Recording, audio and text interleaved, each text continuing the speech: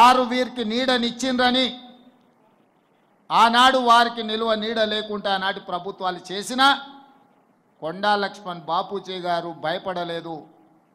నేనున్నదే ఈ ప్రజల కోసం, నా త్యాగాన్ని ప్రజలు గుర్తు పెట్టుకుంటారు, ఈ ప్రజల కోసం సర్వం త్యాగం చేస్తా అని ముందు వరుసన నిలబడ్డది కొండా లక్ష్మణ్ బాపూజీ గారు.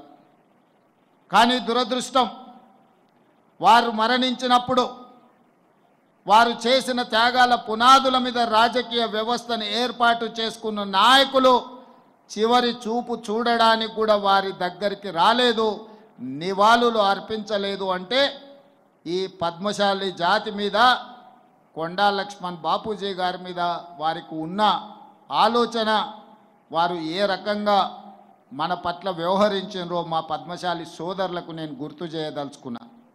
అదేవిధంగా ఈనాడు ఈ వేదిక మీద నుంచి తెలంగాణ ఉద్యమకారులకు, మా పద్మశాలి సోదరులకు నేను గుర్తు చేయదలుచుకున్నా. మళ్ళీ తెలంగాణ ఉద్యమంలో తెలంగాణ రాష్ట్ర సాధననే సమస్యకు పరిష్కారమని ఆలే నరేంద్ర గారు అంటే చాలామంది గుర్తుపడతారో లేదో నాకు తెలియదు, కానీ టైగర్ నరేంద్ర అంటే తెలియని వాడు లేడు గల్లీ నుంచి ఢిల్లీ వరకు. తెలంగాణ సాధన సమితి పేరు మీద టైగర్ నరేంద్ర గారు మళ్ళీ తెలంగాణ ఉద్యమంలో ముందు బాగాన నిలబడి వారు తెలంగాణ ఉద్యమాన్ని ముందుకు నడిపించారు. వారు అలాగే ఉంటే, వారి ద్వారా తెలంగాణ రాష్ట్ర సాధన జరిగితే పద్మశాలి సోదరులకు కీర్తి ప్రతిష్టలు, గొప్ప పేరు వస్తుందని వారిని సాదరంగా ఆహ్వానించి సొంత పార్టీలో కలుపుకుంటే ఆనాడు వారిని కేంద్ర మంత్రిగా మన్మోహన్ సింగ్ గారు ఆలే నరేంద్ర గారిని చేయడం జరిగింది. కాంగ్రెస్ పార్టీ అధికారంలోకి వచ్చిన తర్వాత ఆలే నరేంద్రను కేంద్రంలో మంత్రిగా వారు చేస్తే ఈ ధృతరాష్ట్రుడు ఆలే నరేంద్ర గారిని ధృతరాష్ట్ర కౌగిల్లో కౌగిలించుకొని ఖతం చేసిన కథ ఈరోజు మా పద్మశాలి సోదరులకు నేను గుర్తు చేయదలుచుకున్నా. నరేంద్ర గారి పోరాటం, నరేంద్ర గారి త్యాగం లేకుండా మళ్ళీ తెలంగాణ ఉద్యమం ముందుకు జరగలేదన్నది నిజం కాదా? ఈరోజు తెలంగాణ ఉద్యమంలో, తెలంగాణ సాధనలో, తెలంగాణ పునర్నిర్మాణంలో మా పద్మశాలి సోదరుల పాత్ర ఎంతయ్యా అంటే, జోలె పట్టుకొని సిరిసిల్లకు వస్తే జోలులో ఓట్లు నోట్లేసింది మా పద్మశాలి సోదరులు గారా? ఈరోజు అధికారాన్ని వెలుగబెడుతున్న వ్యక్తులకు, కుటుంబాలకు ఈరోజు రాజకీయ నిలువ నీడనిచ్చింది సిరిసిల్లలో మా పద్మశాలి సోదరులు కాదా అని చెప్పి నేను ఈ సందర్భంగా గుర్తు చేయదలుచుకున్నా. ఏ సందర్భం వచ్చినా, ఏ అవకాశం వచ్చినా ఒక రాజకీయ పార్టీని, నాయకులను, ఆ కుటుంబాన్ని మా పద్మశాలి సోదరులు ఆదరించి ఆహ్వానిస్తే మా పద్మశాలి సోదరులు ఉత్పత్తి చేసిన బతుకమ్మ చీరల బిల్లులు కూడా బకాయిలు పెట్టి ఈ ప్రభుత్వాన్ని మాకు అప్పచెప్పడం జరిగింది. ఈరోజు సోదరిమణి గుండు సుధారాణి గారు రాజ్యసభ అయినాడు నేను ఓటేసిన, ఈనాడు వారు మేయర్గా కొనసాగించడానికి సోదరిమణి వచ్చి నన్ను కలిస్తే ఉండాలి సోదరిమణి, మా పద్మశాలి సోదరిమణి ఉండాలి అనుకున్నాం. ఈరోజు నేను గుర్తు చేయదలుచుకున్న రాపోలు ఆనంద భాస్కర్ కాంగ్రెస్ పార్టీ ఆఫీసులో దాదాపుగా 35 సంవత్సరాలు నిస్వార్థంగా సేవలు అందించిన రాపోలు ఆనంద భాస్కర్ని సోనియా గాంధీ గారు రాజ్యసభకు ఒక్క రూపాయి కూడా ఖర్చు లేకుండా పద్మశాలి సోదరుడు రాపోలు ఆనంద భాస్కర్ని రాజ్యసభకు సోనియా గాంధీ గారు పంపించలేదా? ఈరోజు ఈ వేదిక మీద ఉన్న మా మిత్రుడు అనిల్ని విప్గా నియమించింది శ్రీమతి సోనియా గాంధీ గారు, కాంగ్రెస్ పార్టీ అన్న సంగతి కూడా మా మిత్రులకు నేను గుర్తు చేయదలుచుకున్నా. ఇదే కాదు, ఈనాడు నాకు అవకాశం వస్తే నా మిత్రుడైన ఎరావత్రి అనిల్ని తెలంగాణ మినరల్ డెవలప్మెంట్ కార్పొరేషన్ చైర్మన్గా నియమించి అత్యంత కీలకమైన గనుల శాఖను నిర్వహించే బాధ్యతను ఈరోజు మిత్రుడికి ఇవ్వడం జరిగింది. ఏ అవకాశం వచ్చినా పద్మశాలి సోదరులను ఆదుకోవాలి, మీ అభ్యున్నతి కోసం కృషి చేయాలి, మిమ్మల్ని ఆర్థికంగా నిలబెట్టాలి, ఆత్మగౌరవంతో మీరు బ్రతికే విధంగా ఈ ప్రభుత్వం మీకు వెసులుబాటు కల్పించాలన్న ఆలోచననే లక్ష్యమే మా ప్రభుత్వం యొక్క విధానము అని చెప్పి నేను ఈ సందర్భంగా చెప్పదలుచుకున్న సోదరులారా.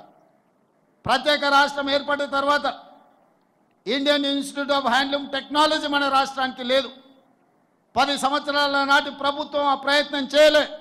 చదువుకోవాలంటే ఎక్కడనో నెల్లూరులో ఉన్న ఇన్స్టిట్యూట్కో ఇంకెక్కడికో మా సోదరులు వెళ్ళాల్సిన పరిస్థితి ఉంటే నేను ముఖ్యమంత్రి అయిన మరుక్షణం మా పద్మశాలి సోదరులు నాకు గుర్తు చేస్తే కేంద్ర ప్రభుత్వం దగ్గరికి వెళ్ళి కేంద్ర ప్రభుత్వంతో మాట్లాడి ఈరోజు IIHT సాధించడమే కాదు, దానికి కొండా లక్ష్మణ్ బాపూజీ గారి పేరు పెట్టి వారి గౌరవాన్ని, పద్మశాలి సోదరుల ఆత్మగౌరవాన్ని నిలబెట్టాలి అని చెప్పి ఈరోజు మనం నిర్ణయం తీసుకున్నాం. ఇంతకుముందు మిత్రుడు మురళి గారు అడిగినారు, ఆసిఫాబాద్ మెడికల్ కాలేజీలో కొండా లక్ష్మణ్ బాపూజీ గారి పేరు పెట్టాలి అని. వాస్తవంగా వారు ఆదిలాబాద్ జిల్లాకు సంబంధించిన వారు, నల్గొండ జిల్లాలో ప్రజాప్రతినిధిగా రాణించిన వారు, తెలంగాణ రాష్ట్ర సాధనలోనే ఒక ఆదర్శ మూర్తిగా ఉన్న కొండా లక్ష్మణ్ బాపూజీ గారి పేరును ఆసిఫాబాద్ మెడికల్ కాలేజ్కి పెడతాము అని చెప్పి ఈరోజు ప్రభుత్వం నిర్ణయం తీసుకుంటుంది. ఈ నిర్ణయాన్ని మా పెద్దలు తుమ్మల నాగేశ్వరరావు గారు ప్రభుత్వంలో ఆదేశాలు ఇచ్చే వరకు ఆ బాధ్యతను వారిని తీసుకోమని చెప్పి నేను ఈ వేదిక మీద నుంచి వారికి సూచన చేస్తున్నా. మిత్రులారా, మీ బకాయిలు కావచ్చు, మీ విద్యుత్ బిల్లులు కావచ్చు, మీ యార్ను డిపో కావచ్చు, ఇతర చాలా అంశాలను ఎప్పటికప్పుడు నా దృష్టికి వచ్చినప్పుడు ఎంబడెంబడే వాటిని పరిష్కరిస్తూ ముందుకు వెళ్ళిన. రైతన్నలకు ఎంత ప్రాధాన్యత ఇచ్చినో ఈరోజు మా నేతన్నలను కూడా అంతే ప్రాధాన్యత ముందుకు నడిపించాలని మా ప్రభుత్వ విధానపరమైన నిర్ణయం తీసుకున్నది. అందుకే ఇవాళ ఈ ప్రభుత్వం మీది, మీ సోదరుడు రేవంత్ అన్న తెలంగాణ రాష్ట్రానికి ముఖ్యమంత్రిగా ఉన్నాడు. మీకు కావాల్సిన పనులన్నీ చేయించుకోండి, చేయించుకోకపోతే అది మీ తప్పు అవుతుంది, నా తప్పు కాదు. మీరు అడిగింది ఇవ్వడం నా కర్తవ్యం. నా కర్తవ్యాన్ని నిర్వహించడంలో నేను ఎప్పుడు వెనక అడుగు వేయను. మీకందరికీ తెలుసు, కష్టం వచ్చినా నష్టం వచ్చినా ఇబ్బందులు వచ్చినా ఏదొచ్చినా ఎదుర్కొని నిలబడ్డ నేను ఈరోజు మీ అందరి ఆశీర్వాదంతో తెలంగాణ రాష్ట్రానికి 2వ ముఖ్యమంత్రిగా అత్యంత చిన్న వయసులోనే ఈరోజు ఈ బాధ్యత నాకు వచ్చింది. ఈరోజు నాకు ఏ చీకు చింత లేదు, ఏ వ్యసనాలు లేవు, ఏ అవసరాలు లేవు. నాకున్నదల్లా నన్ను ఆశీర్వదించిన ఈ సమాజానికి ఏదైనా చేయాలన్న తపన తప్ప, నాకు అండగా నిలబడ్డ కుటుంబాలను వాళ్ళ బిడ్డగా ఈరోజు ఆదుకోవాలన్న ఆలోచన తప్ప నాకు ఇంకొకటి లేదు. ఇవాళ నేను ఆశిస్తున్నది మీ అభిమానాన్ని. మీ అభిమానంతో గుండెల్లో పెట్టుకుంటే మీకోసం నిరంతరం పనిచేస్తా, 24 గంటలు పనిచేస్తా, మీ అభివృద్ధిలో భాగస్వామిని అవుతా. మిమ్మల్ని ఏ విధంగా ఆదుకోవాలనో ప్రణాళికలు మీరు తీసుకొని రండి. ప్రభుత్వంలో ఆమోదింపజేసే బాధ్యత నాది. బతుకమ్మ చీరలు నేను ఎక్కువ విమర్శించదలుచుకోలేదు, కానీ ఇచ్చిన చీరలు తీసుకొచ్చి పొలాల గట్లల్లో పిట్టలను బెదరగొట్టడానికి కట్టడం తప్ప మా ఆడబిడ్డలు కట్టుకునే సందర్భం ఎక్కడన్నా ఉందా? కానీ మా నేతన్నల వృత్తి దెబ్బతింటుంది. వాళ్ళకు అంతకుముందు ప్రభుత్వం ఆర్డర్లు ఇచ్చింది, ఈ ప్రభుత్వం వచ్చింది అని ఆపితే అప్రతిష్ట పాలవుతామని చెప్పి మా ప్రిన్సిపల్ సెక్రటరీ గారు, మా ఎరావత్ అనిల్ గారు, అదేవిధంగా మా తుమ్మల నాగేశ్వరరావు గారు నా దృష్టికి వచ్చారు.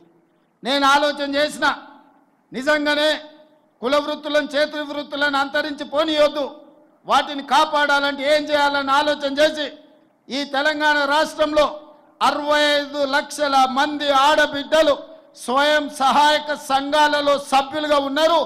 ఆడబిడ్డలకు ప్రత్యేకంగా చీర సారే పెట్టే సాంప్రదాయంలో ఒక్కొక్కరికి 2 మంచి చీరలను ఇద్దాం తుమ్మలన్న 1,30,00,000 చీరలు మా పద్మశాలి సోదరులకు ఆర్డర్ ఇవ్వండి.